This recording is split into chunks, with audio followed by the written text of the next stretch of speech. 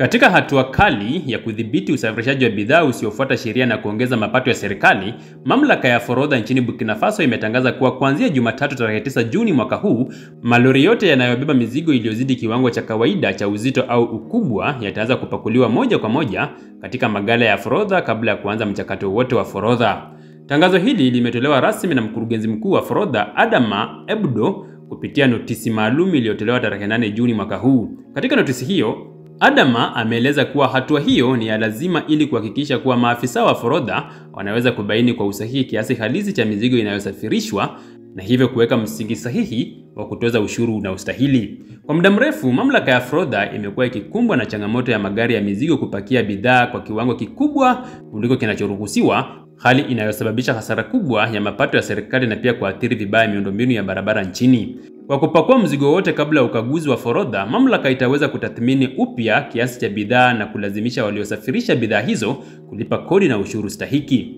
Adama amesisitiza kuwa utekelezaji wa agizo hili si wa hiari bali ni wa lazima kwa kila afisa wa forodha. Ameonya wazi kuwa yeyote atakayeshindwa kulitekeleza atawajibika binafsi kwa kushindwa kutekeleza majukumu yake ya kitaaluma. Aidha, ameagiza wakuu wote wa ofisi za forodha, wakuu wa vikosi vya ufuatiliaji wa udanganyifu wa forodha, wakurugenzi wa mikoa pamoja na wakaguzi wa kiufundi kuhakikisha kwamba agizo hili linatekelezwa kikamilifu na kwa wakati. Hatua hii inaangaliwa pia kama sehemu ya mkakati mpana wa serikali wa kuhakikisha kuwa sekta ya usafirishaji wa bidhaa inaendeshwa kwa mujibu wa sheria na kwamba kampuni zote zinajihusisha na shughuli hizo zinakuwa na uwajibikaji mkubwa. Kwa muda mrefu, baadhi ya wasafirishaji wamekuwa wakihusika katika ulaghai wa kimakusudi kuhusu uzito na aina ya bidhaa wanazosafirisha, jambo ambalo limechangia kupungua kwa mapato ya serikali. Mbali na kulinda mapato ya taifa, hatua hii pia inalenga kulinda miundombinu ya barabara ambayo kwa sasa inakabiliwa na uharibifu mkubwa unaotokana na magari ya mizigo kupita kiasi yanayopita kwenye barabara kuu za kitaifa. Serikali ya Burkina Faso imedhamiria kuhakikisha kuwa kuna nidhamu na uwazi katika usafirishaji wa bidhaa ndani na nje ya mipaka ya nchi hiyo, na hatua hii ni ishara ya dhamira hiyo.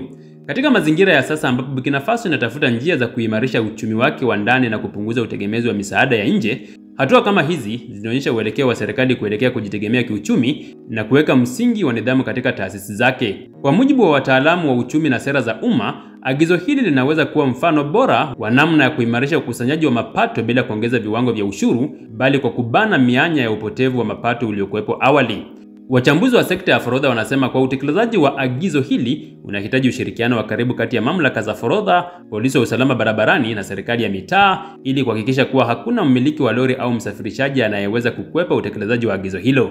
Ni matumaini ya serikali kuwa hatua hii itachangia pia kuboresha takwimu na ufuatiliaji wa kibiashara za ndani na nje ya nchi kwa usahihi zaidi. Kwa sasa, mamlaka ya forodha imetoa wito kwa wamiliki wa magari ya mizigo, kampuni za usafirishaji pamoja na mashirika ya biashara kuhakikisha kuwa wanafuata kikamilifu maagizo haya mapya ili kuepuka adhabu au usumbufu unaoweza kujitokeza pindi lori lao linapokamatwa likiwa limezidisha mzigo. Maafisa wa forodha pia wameagizwa kuwa waadilifu, wepesi na wasioegemea pande katika utekelezaji wa majukumu yao katika kipindi hiki cha mabadiliko ya kiutendaji.